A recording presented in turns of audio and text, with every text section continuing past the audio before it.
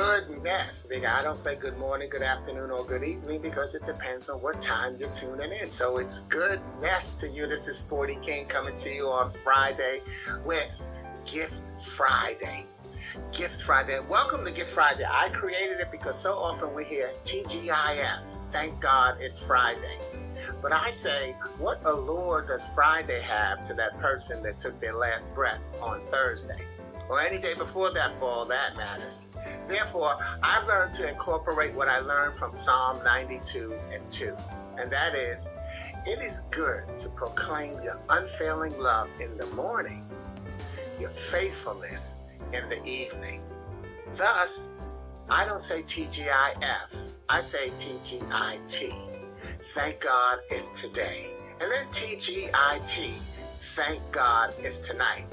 Because what I've also learned is from Matthew 6:34. Don't worry about tomorrow, for tomorrow has its own worries. Today's trouble is enough for today. TGIT, thank God it's today. So I offer another way of looking at TGIF, and that is trusting God is free. TGIF, trusting God is free. Think about it. What does it cost for you to experience the most important blessing of every single day? Waking up. Doesn't cost you a dime. So trusting God, you have to, when you lay down to go to sleep, that's brave because you trust God that you will wake up again. And just because someone does not wake up, by the way, to those of us who do wake up, that doesn't mean that we should stop trusting God. We should continue to trust God.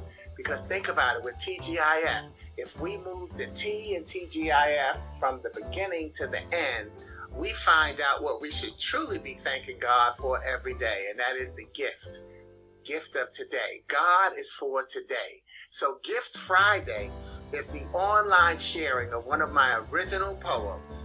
And then I will then break it down just a little bit so that you can see its possible use for inspiring your audiences online or in person or hybrid, as we're doing these days as well. That's half virtual and half live. Each poem will then be my gift, and I'll drop it into the feed after the broadcast that you'll be able to click on and then download it as your colorful keepsake. So you hear me read it here, and then it'll be your gift. So get ready for, I'll remind you. So within 5 minutes after the broadcast, it'll be available on my site. And now, here's what we got. Today is the first Friday of Women's History Month. Therefore, I've chosen a poem that speaks to the reminder that we should value all women, yet especially the younger ones who are so impressionable. So this week's poem is from my book, A Poet in Every Prophet. A Poet in Every Prophet. And the title of the poem is Let the Flowers Grow. Let the flowers grow. Let the flowers grow. You see, they don't even know how pretty their petals are. They know they need water and love to grow, yet they don't know where to get it or what kind is good for them. You see, they don't recognize the disguises that water has. Water isn't beer, alcohol. Water grows drugs and tobacco, cooks cocaine. And yes, water is in love making, where the grower says to the growee, but he's only faking. He's faking like it's good, he's good, and that he believes God is good, when all he wants to do is wet his wood. And we all know that wet wood won't let the flowers grow. So would you mind? Would you mind having a mind to not let a mind be a behind?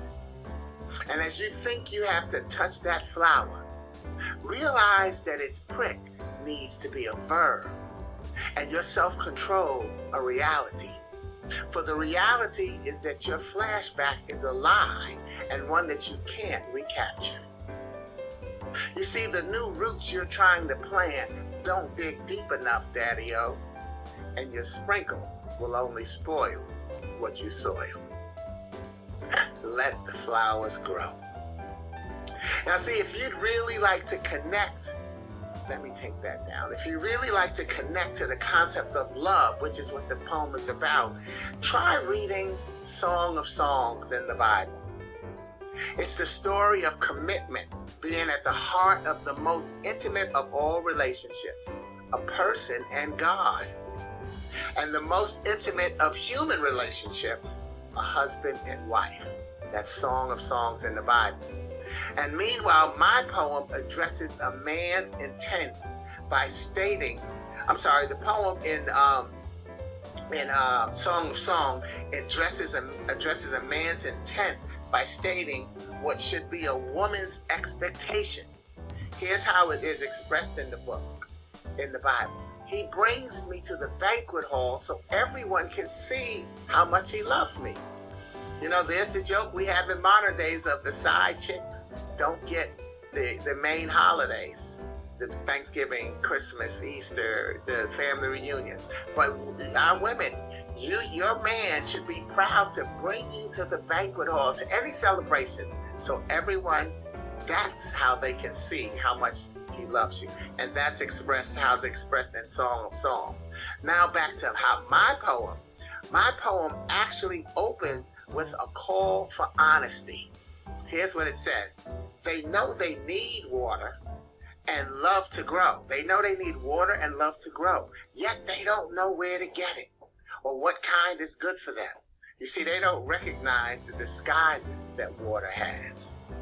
The poem is important and it lets us know that we must remind our young girls to take pride in being chaste, not being chased, and be respectful of their bodies. We've got to remind our young girls of that. In the Bible, you'll find the refrain addressing these concerns is repeated 3 times throughout the 8 chapters in the book of Songs. It says, "Promise me, O women of Jerusalem, not to awaken love until the time is right." So it's repeated 3 times in the Bible, just to remind our young women to take pride in being chaste, not being chased, and being respectful of their body. Do not awaken love until it's time. Take your time. You'll grow up. Maturity's on the way. Hang in there. All right?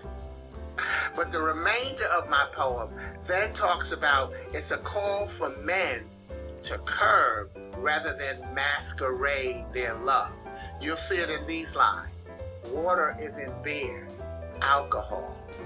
Water grows drugs and tobacco.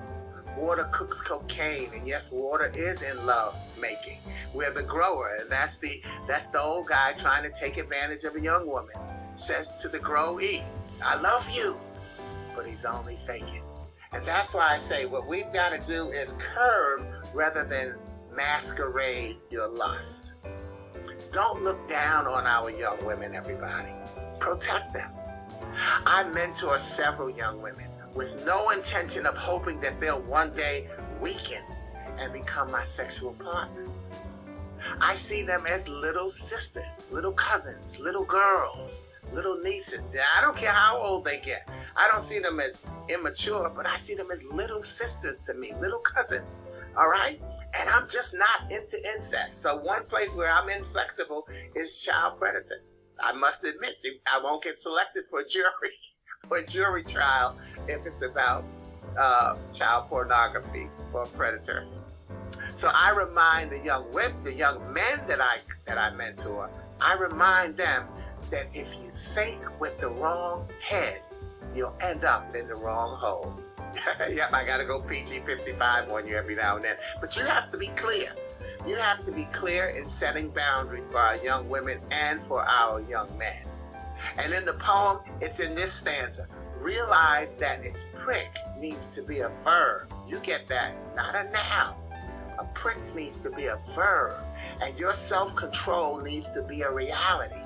For the reality is that your flashback, if you're an old dude trying to take advantage of a young woman, your flashback is a lie. You're no longer who you used to be.